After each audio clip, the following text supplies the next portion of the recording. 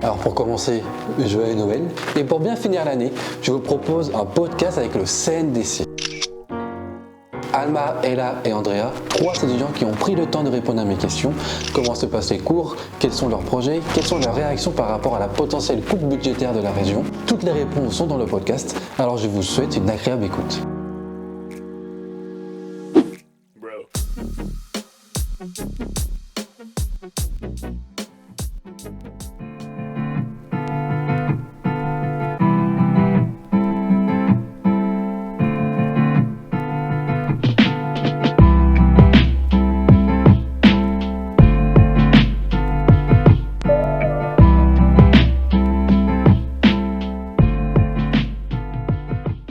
Est-ce que vous pouvez vous présenter, vous et votre parcours avant d'arriver ici au CNDC d'Angers? Je suis Amélie Coster, je suis arrivée à l'école du CNDC en même temps que les actuels directeurs et directrices Noé Soulier et Marion Colletter, donc en septembre 2020, 2 mois après leur arrivée. Auparavant, j'ai beaucoup travaillé dans la production et la programmation de spectacles, beaucoup en danse, mais pas exclusivement. J'ai aussi programmé des projets de théâtre. J'ai travaillé à la fois dans des institutions comme le Festival d'Avignon ou le Parc de la Villette à Paris, mais aussi en compagnie. Donc ça m'a permis en fait d'avoir une bonne connaissance du terrain professionnel, ce qui m'est très utile dans mes fonctions là, de directrice pédagogique, puisque c'est une école, l'école du CNDC, où il n'y a pas de professeur permanent et où donc on invite des artistes et des chercheurs, chercheuses universitaires pour faire le programme de l'école. Donc cette connaissance de ce qui se passe sur les scènes aujourd'hui m'est évidemment utile pour monter le programme. En revanche, je n'ai pas du tout un profil de danseuse, je ne suis pas danseuse. Et donc l'équipe de l'école est complétée. Il y a un coordinateur des activités de l'école qui s'appelle Christian Chérouz. Et il y a un conseiller pédagogique qui lui est danseur, Marc Lorimer, et qui est là, pas à plein temps, mais très régulièrement, et qui suit les étudiantes et étudiants dans leurs apprentissages, notamment techniques. Ok. Quelles sont vos missions en tant que directrice? Alors, donc, la première mission, c'est l'établissement, en collaboration avec Noé, Marion et Marc, de ce programme pédagogique. Donc, l'objectif, c'est de monter un programme qui ne soit pas juste une addition de masterclass et de conférences, mais qui ait du sens et qui évolue au fil des 3 ans du cursus. Donc ça, c'est le gros de mon travail. Oui, la question du planning est une question importante parce que, bien sûr, les gens qu'on sollicite pour venir intervenir à l'école ont aussi plein d'autres activités, soit en tant qu'artiste, interprète, chorégraphe, soit en tant que chercheur, chercheuse universitaire. Donc il faut aussi arriver à faire le puzzle du programme de l'année. Voilà, la première fonction, c'est celle-là, et c'est aussi du coup en fait faire le lien entre les différentes sessions et donc beaucoup échanger avec les différents intervenants et intervenantes. Il y en a quand même autour d'une 30aine par an. Certaines et certains vont revenir plusieurs fois au fil du cursus, et puis d'autres vont venir une semaine en première année, et puis ils ne retrouveront pas la promo et reviendront peut-être avec la promo suivante. Ça dépend de 1000 paramètres, à vrai dire.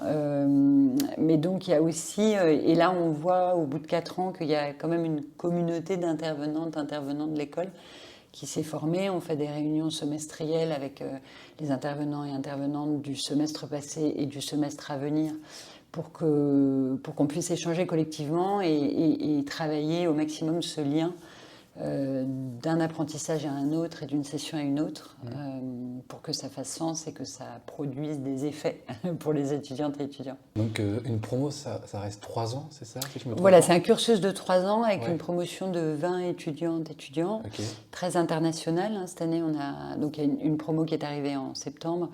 Et il y a 10 nationalités, y compris les Français. Il y a une majorité de Français et Français, mais quand même 10 nationalités au total. Et ça, c'est une des grandes richesses aussi de l'école.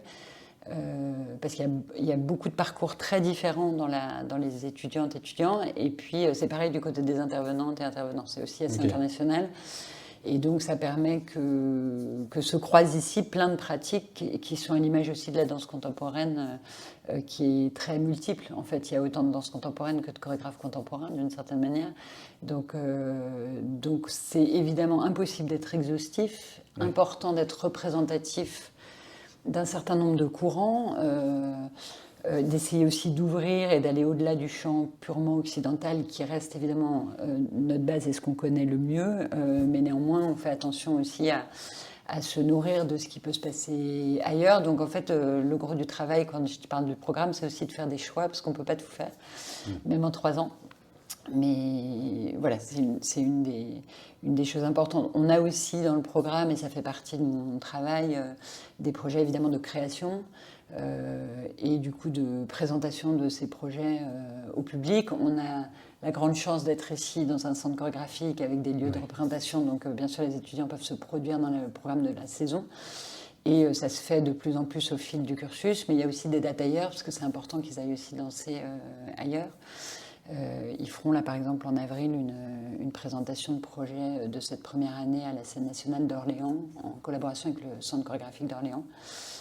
Voilà, par exemple, il y en aura d'autres dans les années à venir. Et au bout de ces 3 ans, si vous voulez que les étudiants retiennent une chose, ça serait quoi? Je crois que le plus important, c'est que ça leur soit propre, en fait, ce qu'ils ont à retenir, c'est-à-dire qu'ils fassent chacun et chacune leur chemin. Ce qu'on espère, c'est que ce n'est pas une école qui formate, mais que c'est au contraire une école qui ouvre des possibilités, justement du fait de cette multiplicité des approches et des esthétiques en danse contemporaine.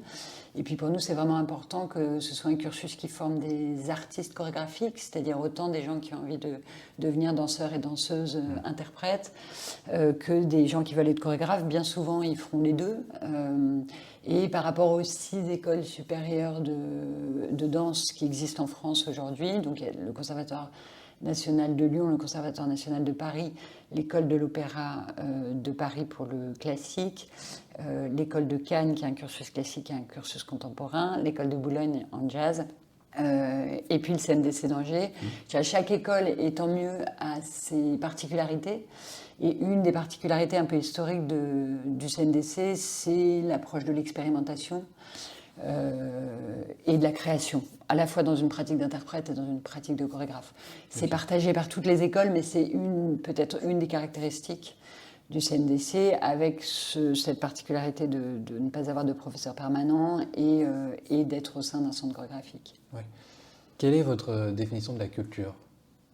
Non, c'est une question vaste. Il y a sans doute plein de définitions de la culture, mais je pense que c'est en tout cas avant tout un tissage et de pratique et de références et de parcours, et que c'est ça la richesse. Donc après, il y a évidemment des cultures qui se font à un endroit. Donc il y a un ancrage aussi probablement local, mais qui est sans arrêt nourri d'apports extérieurs et qui aussi va se promener ailleurs. Donc j'ai l'impression, en tout cas, c'est une question assez d'actualité en ce moment sur le territoire des Pays de la Loire, par exemple, puisqu'il y a cette remise en cause du soutien de la région à la culture, mais au sens large justement, c'est-à-dire la culture, c'est pas exclusivement l'artistique, c'est aussi toutes les actions que mènent les associations sportives ou les associations dans le champ social. Tout ça fabrique quelque chose de commun qui, je suppose, produit une culture. Et qui nous semble à nous, acteurs, actrices, et j'espère une grande majorité de citoyens et citoyennes, hyper fondamentale comme vecteur de cohésion, en fait. Donc, bon, voilà, j'imagine qu'il y a des définitions beaucoup plus scientifiques de la culture, mais comme ça, à chaud, c'est ce qui me viendrait en priorité. Justement, c'était ma question, mais en 2025, il se pourrait qu'il y ait une baisse de 73% du budget culturel de la région Pays de la Loire. Quelle est votre réaction par rapport à ça ? Alors, en ce qui concerne le seul CNDC, c'est pas 73%, c'est 100%. Et c'est pas encore acté à l'heure où on se parle, puisque le budget de la région, contrairement à ce qu'on pourrait croire dans les annonces de la présidente de région, n'a pas encore été voté. Donc, le principe des instances, là, c'est qu'il y ait un débat en commission, puis un vote. La brutalité de ces décisions et la compréhension que ça suscite en fait de part et d'autre fait que nous, notre point de vue, c'est d'essayer puisqu'il n'y a plus d'urgence en fait à voter le budget, puisque de toute façon le budget national n'a pas été voté du fait de la motion de censure. L'idée pour nous, ce serait qu'on se redonne collectivement du temps et surtout l'espace du débat pour arriver à réfléchir mieux à tout ça. Il ne s'agit pas de camper de part et d'autre sur des acquis, il s'agit d'essayer d'être justement le plus juste possible pour le plus grand nombre. Donc effectivement, la méthode de toute façon me semble-t-il, très brutale et pas très propice au dialogue. C'est le moins qu'on puisse dire. Et sur le fond, il faut discuter. Et je pense qu'il y a sans doute des solutions à trouver en y passant un peu plus de temps en commun. Oui, ok. Est-ce que vous avez un dernier mot à nous dire ? Je pense que le dernier mot, c'est surtout les étudiantes et étudiants qui doivent l'avoir, puisqu'ils sont l'avenir de la danse contemporaine, une partie en tout cas de cet avenir-là. Donc je pense que ce sera eux, j'espère, qui auront, peut-être pas le dernier, mais en tout cas un des mots à venir. Ok, merci beaucoup. Je vous en prie. Merci. Je m'appelle Andrea et j'ai 19 ans. Je m'appelle Alma, j'ai 21 ans. Et moi, je m'appelle Ella et j'ai 20 ans. Si vous étiez un ou une artiste, une citation ou une chanson, vous serez quoi ? Pareil, non, mais je me disais que c'est pas pareil d'aimer et de vouloir être. Bon, moi j'aime bien le proverbe la contrainte amène la créativité. J'aime bien. Ok, très bien. Maintenant, un ou une artiste et une chanson. Oh, les trois. Oui, après vous êtes trois, donc soit tu peux répondre aux trois, soit vous partagez les réponses comme vous voulez. Si vous êtes plus ou moins inspiré. Il y a une artiste qui s'appelle Pikigou, qui fait des musiques. Et voilà, pour moi c'est ça. Okay. Il nous manque une chanson, c'est à toi d'y répondre. Donc il faut que je trouve une chanson. Je sais pas, il y a cet album que j'aime beaucoup de Jeff Buckley, Ouais. Grace, et je sais pas, peut-être Grace de Jeff Buckley, cette chanson-là. Ok, très bien. Concrètement, être étudiant au CNDC, ça ressemble à quoi ? Vous pouvez me raconter votre journée type, par exemple. Qu'est-ce que vous faites ? Qu'est-ce que vous apprenez ? Alors, je dirais qu'il y a pas vraiment de journée type. La seule chose qui est régulière, c'est nos horaires. Ok. On fait du 9h-18h tous les jours. Et on commence par le yoga le matin, ouais, ça c'est régulier, et pilates le vendredi. Et sinon après... À quoi ça sert le yoga et le pilates ? Ça permet de nous mettre un peu en corps le matin. On fait 1 heure de chaque et ça permet d'avoir une pratique un peu régulière quand même pour le corps. Ok. D'avoir un peu des repères, une pratique un peu constante comme ça, c'est quand même pas mal.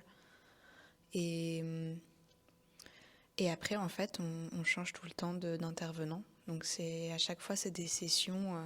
Moi, j'ai l'impression d'entamer vraiment une aventure à chaque fois. On rentre dans un truc différent tout le temps. Ok. Non, mais c'est ça, il y a vraiment pas de journée type, quoi. Constamment nouveau. C'est des sessions qui durent d'une semaine à 1 mois max, je crois qu'on a eu. Et ça change tout le temps. Parfois, on a des semaines intenses, comme la semaine dernière. Et parfois, on a plus de théorique. Du coup, c'est léger pour le corps. Après, globalement, je dirais que c'est toujours intense, mais que ça l'est soit pour le corps, soit pour l'esprit, soit pour les émotions. Et ça, du coup, comment le fait que ça soit intense, comment vous le gérez ? Est-ce que vous avez des routines particulières, que ça soit individuel ou... Moi, je dors beaucoup plus qu'avant la formation. Ok. Oui, il y a le week-end. Moi, j'en profite pour dormir, en fait. Oui, c'est ça. Ouais, le week-end, Le les repos. gens, ils sortent, ils s'amusent. Moi, je dors. Moi, je sais que c'est plutôt par phase. En général, je m'écoute pas toujours forcément. Du coup, j'ai des périodes où c'est un peu décousu et je fais beaucoup de choses. Et après, j'ai des phases de, je sais pas, quelques jours à 2-3 semaines où vraiment je suis obligée de me concentrer sur moi et d'être vraiment dans une phase de prendre soin de mon corps, de dormir beaucoup, de faire attention à ce que je mange, tout ça pour réparer un peu. Ouais, par rapport à l'intensité, un truc dont je suis en train de me rendre compte pour moi, parce que ça fait pas longtemps qu'on a débuté la formation, c'est le 4e mois là, c'est que c'est hyper lié. On a des travaux personnels, on appelle ça des cartes blanches, c'est-à-dire c'est des projets libres qu'on va monter nous-mêmes, seuls ou à plusieurs. Ok. Donc il y en a 3 par an, 1 par trimestre. Et moi, l'intensité était hyper liée à ça. On a eu 1 semaine de vacances juste avant les présentations. C'était pas du tout des vacances pour moi. Et par contre, après les présentations, c'était trop cool, quoi. Moi, j'ai passé une semaine très tranquille, du coup, alors que c'était les mêmes horaires. D'accord. Parce qu'on doit. Forcément, du coup, c'est du travail personnel qui se fait. On a la possibilité de réserver des studios ici, ce qui est carrément top, parce qu'après, c'est payant dans la vie pour travailler sur nos projets perso, quoi. Donc ça, c'est en dehors des heures de cours. Ouais. Ouais, ok, mais ça compte quand même dans votre formation. C'est ça, c'est des présentations qui sont pas toujours obligatoires. Ouais, voilà, c'est un peu un devoir. Comment vous, individuellement, vous êtes retrouvé ici au CNDC? Pourquoi avoir voulu rejoindre cette école? J'aime bien à chaque fois le petit moment de latence. Qui va répondre en premier? Moi, personnellement, j'avais des amis qui sont venus au CNTC ici et qui ont suivi la formation. Et après, ils m'ont partagé leurs expériences et tout. Et c'est une école renommée. Oui. Et c'est bien de tenter, dans la danse contemporaine, c'est bien de tenter plusieurs auditions, plusieurs choses. Du coup, voilà. Moi, j'en suis venue à arriver là. En fait, j'ai fait 2 ans de prépa à Clermont-Ferrand en conservatoire. Et là-bas, presque tous mes profs de contemporain ont été formés ici au CNDC. Donc, j'avais pas mal d'infos en fait sur. Et j'étais assez confiante que c'était une formation vraiment de qualité du coup. Après, quand j'ai passé mes auditions, j'en ai passé vraiment beaucoup et j'étais pas forcément particulièrement. J'avais pas forcément visé de venir au CNDC. C'était dans mes premiers choix, c'était pas forcément le plus évident. Et en fait, après, c'est en passant l'audition, je pense aussi que je me suis rendu compte que c'est une formation qui pourrait vraiment me plaire. Et c'est l'audition qui a marché, donc voilà. Ok. Moi, par contre, c'était assez une école. C'était vraiment l'école que je voulais faire par rapport à d'autres. Parce que, comme l'a dit Alma, moi j'avais envie de faire une école plutôt en France. C'est connu que quand tu fais une école, tu vas rencontrer des gens, que tu vas te faire un réseau. Et moi, j'avais plutôt envie de travailler en France. Et c'est l'une des meilleures écoles en France, donc pour ça. Et ensuite, le CNDC, en tout cas, c'est assez changeant puisque la direction de l'école est faite par la direction du chorégraphe qui est en résidence. Et ça change c'est par mandat en fait. Mais traditionnellement, le CNDC, c'est une école qui est un peu plus penchée vers la chorégraphie, en tout cas que les autres grandes écoles en France, qui sont les conservatoires, les CNSM. Et moi, c'est quelque chose qui, je sais, m'a beaucoup attiré. Ok. Donc pour rentrer en fait ici, il y a des auditions à passer, c'est ça? Oui. Est-ce que vous pouvez m'expliquer comment ça se passe? Si je peux juste rajouter un truc sur la question d'avant. Oui. Moi, à la base, je voulais plus partir sur une école un peu internationale, en fait. C'était vraiment une envie que j'avais. Et du coup, je visais des écoles en Europe, un peu ailleurs, en Autriche, Belgique, tout ça. Et en fait, j'ai été super agréablement surprise en arrivant ici. Le côté international est quand même extrêmement présent. Enfin, on a plus de 10 nationalités dans la classe. Et les professeurs aussi viennent de partout. Donc Enfin, non, vraiment, je suis trop heureuse d'être là. J'avais pas imaginé que ça pouvait être à ce point-là ouvert sur autant de culture et de pluralité. C'est vraiment chouette. Du coup, oui, la question précédente, c'était pour rentrer ici, il y a des auditions. Est-ce que vous pouvez m'expliquer comment ça se passe concrètement? Il y a des auditions en ligne et il y a des auditions présentielles. Ok. Moi, personnellement, j'ai passé l'audition en ligne parce que je ne pouvais pas venir ici. Mais on n'a pas eu la même chose à l'audition, en fait. Ça diffère si tu es en ligne. Le concept de l'audition, ce n'est pas le même. Ce n'est pas le même, ok. Ouais. Et ça se passe comment concrètement, que ce soit en ligne ou en présentiel? Ils ont plus de cours. Ils ont le théâtre, la musique et tout. Nous, en ligne, on avait juste 1h30 de cours avec nous et Soulier. et un interview, c'est tout. Ok, en fait, c'est 2 cours. Donc, vous participez aux cours et après aussi, vous êtes pris si vous êtes assez bon. C'est ça un peu le. Après, peut-être déjà, il y a 2 tours. Je crois que c'est tout. Hein. Il y a déjà 2 tours. Vous avez un premier tour? Oui, 2 tours, oui. Du coup, il y a un premier tour qui est sur dossier, où on envoie notre dossier avec CV, lettre de motivation, une vidéo de danse de 1 minute, et aussi une dissertation avec un sujet. Vidéo de danse qui, je crois, devait être une composition personnelle. Et il y avait une dissertation sur un sujet. Et il y avait une dissertation sur un sujet de danse aussi à envoyer. Ok, ouais. Donc déjà pour être pris au premier tour, faut Ouais. faire pas mal de choses. Et Bah, au deuxième tour. Il y avait à peu près 600 candidats. Ok. Et Et vous êtes combien Et il y a 20 places. 20. Ouais. Vous êtes 20 sur 600. Eh ben, bravo. Et le deuxième tour, ça se passe comment? Ouais, le deuxième tour, c'était quelque chose. Hein. C'est 2 jours au CNDC où tu passes plein d'épreuves en fait devant un jury. Enfin, pour l'audition, je parle donc de l'audition en présentiel. Ok. Gros jury, effectivement. Il y a combien de personnes dans le jury? Une dizaine de personnes. Donc c'est assez impressionnant. Non? Voilà, ouais, carrément, ouais. Ouais. Le jury, d'ailleurs, qu'on retrouve, c'est des profs qu'on a maintenant, Ok. donc c'est marrant. Et il y avait quoi? Il y avait une épreuve de théâtre.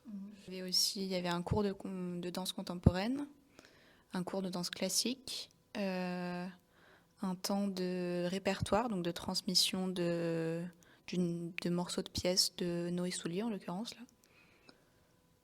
Et puis il y avait encore une présentation d'un autre solo, du coup, de 1 minute, avec aussi retour entre les élèves devant le jury. Ok. Pour développer sur cette épreuve, c'est ça, on devait préparer un solo d'1 minute, 1 minute, donc c'est très très très très court, en silence.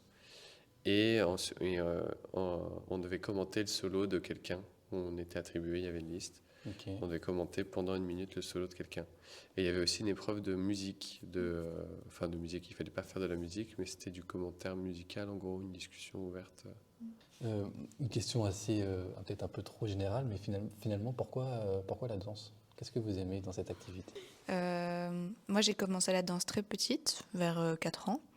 Et ça a toujours été une passion, mais qui est restée plus au statut de loisir. Ouais. Je faisais un cours par semaine, 2 maximum. Et c'est pendant le lycée, quand je me dirigeais plus vers les arts plastiques, que je me suis rendu compte que en fait, c'était trop important dans ma vie et que je voulais en faire mon métier. Je pense que c'est plus la raison. Comment expliquer? Moi, je pense que c'est plus que c'est le moyen le plus accessible que j'avais pour vivre plus dans mon corps, Ok. pour vivre une vie un peu moins cérébrale, parce que je réfléchis beaucoup au quotidien et c'est un peu envahissant. Et du coup, c'est vraiment ce qui me permet de plutôt être dans mes sensations et d'être plus présente dans la vie en général. Ok. Et c'est un vecteur d'émotion très fort aussi pour moi, donc c'est des choses... ça permet de... C'est un monde vraiment très très riche et... Enfin, une fois qu'on a plongé dedans, j'ai l'impression c'est fini, on est perdu là. On peut plus sortir, quoi. Ok. Super. Moi aussi, j'ai commencé la danse très petite.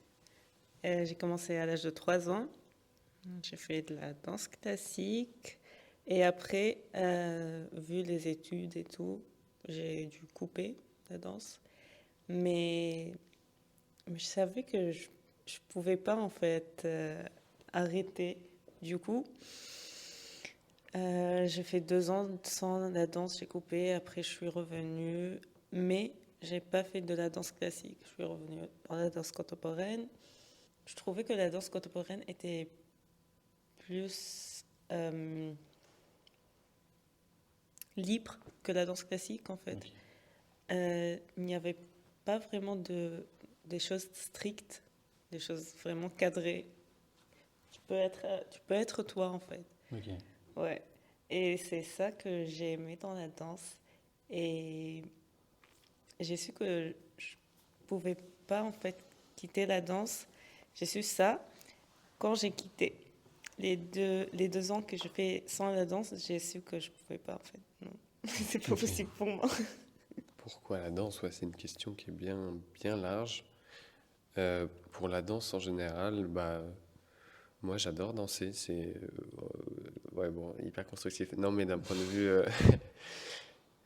très simplement, c'est quelque chose que d'un point de vue physique, c'est très satisfaisant. C'est quelque chose qui est très plaisant à faire. Je pense comme beaucoup d'activités artistiques, au sens, il y a un côté qui est très loisir pour moi. Et ensuite, moi, je sais que je me suis pris de passion. Enfin, je suis très intéressé par la danse contemporaine spécifiquement, au sens où c'est un champ qui est ultra, ultra florissant et que tu crois toujours avoir tout vu. Et en fait, tous les jours, il y a des nouveaux chorégraphes qui sortent des trucs qui sont vraiment bien, en fait, mais auxquels tu n'aurais jamais pensé. Et ça, je sais que c'est quelque chose qui m'attire énormément dans la danse contemporaine. Ok. Donc, vous avez déjà un peu commencé à répondre à ma prochaine question, mais est-ce que la danse vous libère de quelque chose? Est-ce que c'est un échappatoire? J'emploierais pas le mot échappatoire, mais plus ça change ta façon de percevoir le monde en fait. Parce que du coup, moi, ça m'a amené dans des choses beaucoup plus concrètes, beaucoup plus d'être dans les sensations, beaucoup plus être dans l'écoute de soi, des autres. C'est juste une façon de faire les connexions et d'interagir, de voir les choses qui est vraiment différente. Et en vrai, c'est aussi un peu un exutoire. Enfin, je sais pas, c'est aussi une façon pour beaucoup de gens, je pense, d'exprimer juste simplement plein de choses. Donc pas forcément d'y échapper, mais c'est un endroit où les mettre, quoi. Quand on a... Ouais. Dans la société, il n'y a pas forcément de place pour tout un tas de choses, des émotions, des trucs très personnels ou quoi. Là, j'ai l'impression que c'est un endroit où c'est légitime de poser ça, quoi. Oui, parfois, je sens que mon cerveau se met en mode off, en fait. Je suis plus concentrée sur ce que je dois faire en danse que de penser ailleurs. Voilà. Ok. Oui, tu as raison. Et là, je trouve par rapport à c'est quelque chose qui est très libre et on peut faire plein de choses. Et en ce sens-là, c'est un peu un échappatoire. Moi, je sais que j'ai la place ici de faire plein de choses. Je sais pas où je ferais ça autre part, mais je pense que je le ferais pas si j'avais pas la danse. Est-ce que le monde extérieur, ou bien au contraire tout ce qui se passe en vous, nos émotions, nos états d'âme, sont à prendre en compte quand on entame une démarche artistique? Je dirais oui, l'un et l'autre et les deux, et que donc ça dépend. En tout cas, c'est la démarche artistique de beaucoup de gens, déjà de partir d'événements extérieurs. Je dirais, est-ce qu'il y en a un plus que l'autre? Est-ce qu'on part plus souvent de l'intérieur ou plus souvent de l'extérieur? Je crois pas, non. Il y a plein de démarches artistiques qui visent à s'inspirer, qui visent à reproduire, à partir de choses qui viennent de l'extérieur, mais il y en a aussi énormément qui visent à le faire avec des choses intérieures, donc avec des sensations, des émotions, c'est des sujets qui me semblent assez communs. Ok. Mais vous, personnellement, peut-être que vous n'êtes pas encore à ce stade-là, mais quand vous allez entamer une démarche artistique, est-ce que vous allez puiser ce qu'il y a en vous pour créer quelque chose, vraiment, ou est-ce que vous faites totalement abstraction de ça et vous concentrez sur votre idée sans prendre en compte tout ce qui nous entoure finalement? Moi, j'ai l'impression que de façon générale, ma pratique est très liée à ma vie personnelle, enfin Ok. à ma vie, à comment je vis les choses dans le monde en général. Et du coup, c'est souvent une source d'inspiration où ça se reflète souvent, même si j'essaye pas forcément de le faire, au final, ça ressort d'une façon ou d'une autre. Et je pense que dans l'autre sens, ça marche aussi que la danse fait ressortir des trucs de nous et du monde et nous fait grandir un peu d'une certaine manière aussi. Enfin, je pense que d'une certaine manière, de vouloir être danseur ou artiste, il y a un truc un peu de... Au bout d'un certain moment, en tout cas à un certain moment du parcours où tu finis forcément par être confronté à des choses qui font pas... Enfin, comment ? J'ai l'impression qu'en fait, je sais pas si c'est le cas pour tout le monde, mais qu'il y a un peu ce truc où pour pouvoir continuer à avancer dans ton parcours en tant qu'artiste, t'es forcément confronté à des issues qui se posent à toi en tant qu'humain et en tant que personne. Et que tu dois avancer sur les deux plans en parallèle, en fait. Ouais. Ouais, non, c'est intéressant. De manière consciente, pas forcément pour moi. Non, je dirais pas forcément, pas intuitivement en tout cas. Mais de manière inconsciente, c'est évident, ouais. Ça me paraît impossible de faire sans. Parce qu'encore une fois, ça peut être assez libre. Je trouve qu'on part souvent assez loin. Et que dans cette mesure, dans les cas où on n'a pas trop de cadre, ce qui est assez régulier, tout ce que du coup, tu es très influençable par ce que tu ressens ou ce que tu vis en ce moment, quoi. D'hypothèses comme ça, mais c'est vrai que juste sur des choses basiques, j'ai l'impression d'observer que, je sais pas, par exemple, des trucs tout bêtes, mais ça change notre façon, ça nous pose des questions sur notre rapport au corps, sur notre rapport aux autres, parce qu'on est amené à être en contact de façon qu'on n'est pas habitué à l'être dans la société en général. Ouais, je sais pas, on est amené à parler de choses dont on ne parle jamais autrement.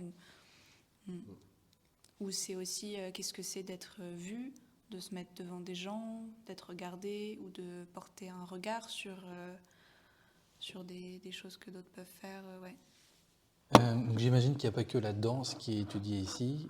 Qu'est-ce qu'il y a autour qui est important à savoir? On va parler de ce qu'on a fait dans les quelques mois, mais encore une fois, vu que c'est un planning qui est tout le temps changeant, je pense qu'on va faire beaucoup de choses dont on ne peut pas encore parler maintenant. Mais Ok. on a fait de l'anatomie, on a fait pas mal d'anatomie. Pour mieux comprendre le fonctionnement du corps. Et c'est vachement utile, franchement. On a fait aussi analyse d'œuvres. On a fait un peu de musique, enfin en tout cas culture musicale, je sais pas comment appeler ça autrement. On va avoir des spectacles avec le programme de danse et de théâtre qui se passe au Quai. L'histoire de la danse. Après, le seul truc qu'on a qui est vraiment pas en rapport avec notre pratique, c'est les cours d'anglais, je pense, ou les cours de français pour certains. Mais On a aussi fait philosophie de la danse. Philosophie de la danse. Oui. C'est-à-dire je ne connais pas du tout.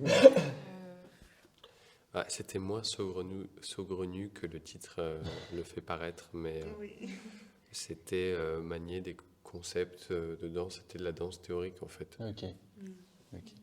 Une fois que vous allez sortir de l'école, donc c'est pas tout de suite, mais quels sont vos rêves? Enfin, quelle est la suite pour vous?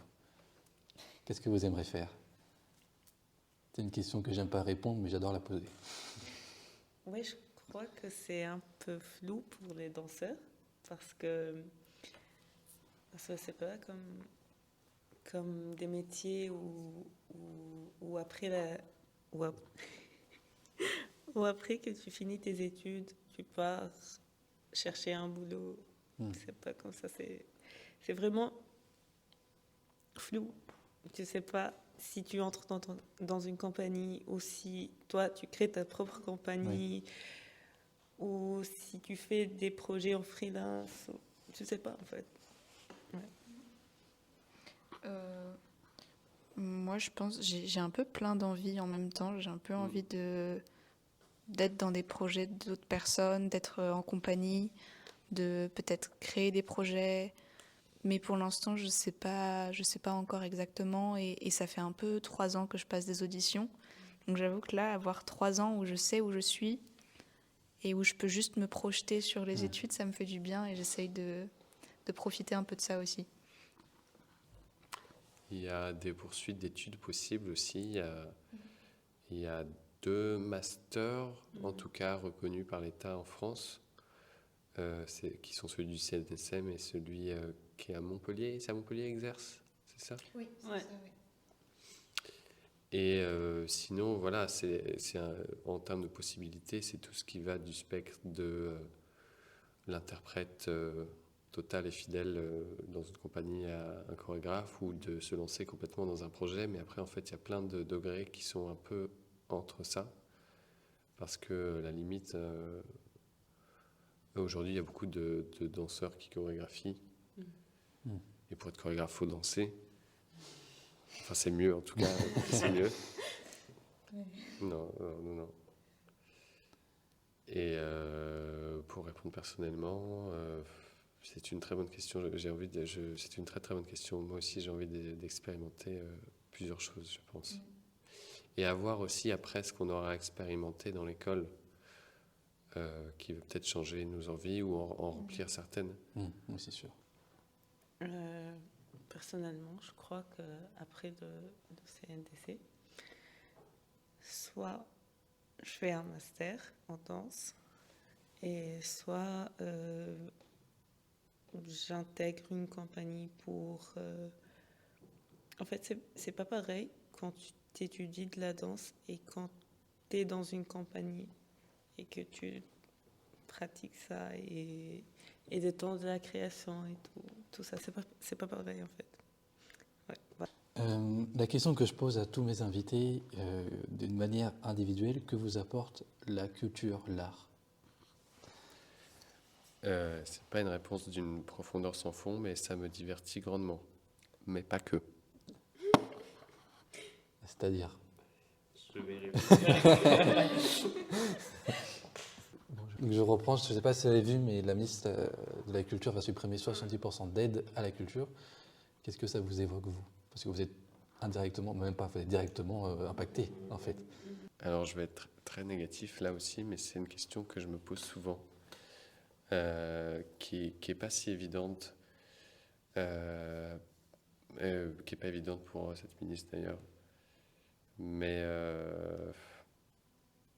c'est pas évident parce qu'il faut... Et on va répondre pour soi-même. Mais en tant qu'artiste, on a souvent à spéculer sur ce que ça apporte aux gens. Et je trouve ça assez difficile de spéculer là-dessus, puisque moi, des fois, je me demande si ça apporte tant. Et si on n'est pas dans notre monde à faire notre truc, moi, ça m'intéresse énormément. Enfin, j'ai énormément de plaisir à évoluer là-dedans, dans la culture. J'y trouve vraiment un intérêt profond. Maintenant, est-ce que c'est pareil pour le public? C'est une question que je me pose souvent. Non, mais par rapport à la question de l'échappatoire, en tant que spectateur, l'art est un très bel échappatoire, je trouve. Je trouve que ça permet vraiment c'est pas que penser à autre chose, puisqu'on peut penser à plein de choses, mais ça fait du bien, quoi. Consommer, c'est pas mon terme, mais consommer de l'art, je trouve que ça fait beaucoup de bien. Plus qu'un échappatoire, moi je trouve qu'il y a un peu ce côté de rendre visible d'autres possibles, quoi. De se dire, c'est un peu de dire aux gens, ouais, il y a le monde dans lequel on vit qui est super et tout. Bon, super, ça dépend ce qu'on voit, voilà. Mais de se dire, ok, on peut créer le monde dans lequel on vit, en fait. Il y a un peu d'autres possibilités, et c'est pas parce qu'on ne nous y a pas fait penser que ça fait pas partie des choses que je sais pas que... Enfin, ouais, il y a un peu ce truc où c'est pas parce que ça fait pas partie de l'habituel et du commun et de ce qui est d'usage qu'on peut pas le faire. Enfin, je sais pas, l'art pour moi c'est... Bah, on parlait l'autre fois de Duchamp qui a pris un urinoir et qui l'a signé et qui en a fait une œuvre d'art. Pour beaucoup de gens, c'est révoltant. C'est un peu... il se fout de notre gueule. Enfin, c'est pas une œuvre d'art, etc. Mais juste le concept en lui-même de se dire, OK, en fait, on peut faire ce qu'on veut. Si j'ai envie de prendre ça et d'appeler ça une œuvre d'art, je peux. Si j'ai envie de me mettre sur scène et je sais pas, hier, ça criait, ça faisait des grimaces dans le spectacle qu'on a vu. Et dans ce que tu as dit, il y a un truc que j'ai trouvé hyper juste, c'est que tu as employé hors du commun à un moment. Et l'art, ça permet, je trouve, de voir ou de vivre des choses qui sont hors du commun. Tu peux, vivre de l'hors du commun, tu peux faire un voyage incroyable et tout, mais tu peux aussi parfois voir un film, ou lire un bouquin et trouver ça mais complètement incroyable. Et c'est fort, il y a peu de choses qui sont... il y a des œuvres qui peuvent être très fortes, qui peuvent agir sur toi comme des expériences très fortes, alors que t'es juste allé au spectacle ou t'as juste lu un bouquin, quoi. Que aussi, ça dépend des gens de comment ils vivent, de leur expérience, en fait. Tu peux toucher des personnes comme tu peux être ridicule aux yeux des autres personnes. Et ça dépend du spectateur, voilà. Pour compléter hyper rapidement par un exemple, et ça répond plutôt à la question que tu avais posée avant, moi, il y a des œuvres que j'ai vues et je considère très sincèrement que ça fait partie des expériences les plus mémorables et les plus fortes, quoi, de ma vie. Ouais, assez honnêtement en plus, c'est pas pour faire genre. Il y a vraiment des œuvres où c'était des moments incroyables, quoi, pour moi. Ouais, moi, je te rejoins vraiment là-dessus. Et même, c'est pas juste un moment dans la vie, j'ai l'impression. C'est aussi c'est une expérience qui peut des fois amener à juste changer complètement ta façon de voir les choses. Et ça, je trouve ça très intéressant. Ce pouvoir-là pas forcément de façon permanente, mais de pouvoir pendant un petit moment, tu vois, et après de pouvoir le reconvoquer derrière si tu veux, d'adopter un point de vue ou un angle d'approche des choses qui est complètement différent de ce que tu pouvais avoir. Et aussi, il y a le fait d'être toi un danseur et tu vois un spectacle de danse. Parfois, quand tu aimes le spectacle, tu as envie juste ça te booste, en fait. Ça te booste, ça te dit, allez, vas-y, tu dois améliorer, c'est toi, la prochaine fois, tu dois être dans cette pièce, ou voilà. C'est un vecteur de motivation quelque Ouais. part aussi. Ok, super intéressant, merci beaucoup. Est-ce que vous avez un dernier mot à nous dire? Là, vous êtes libre de dire tout ce que vous souhaitez. Quand je dis mot, ça peut être une phrase, hein, même un peu plus qu'une phrase d'ailleurs. Bon, je repasse sur la question d'avant. Non, mais par rapport aux coupes sur la culture, encore une fois, du coup, faut spéculer. De toute façon, c'est le travail de la politique, c'est spéculer sur ce que les gens veulent.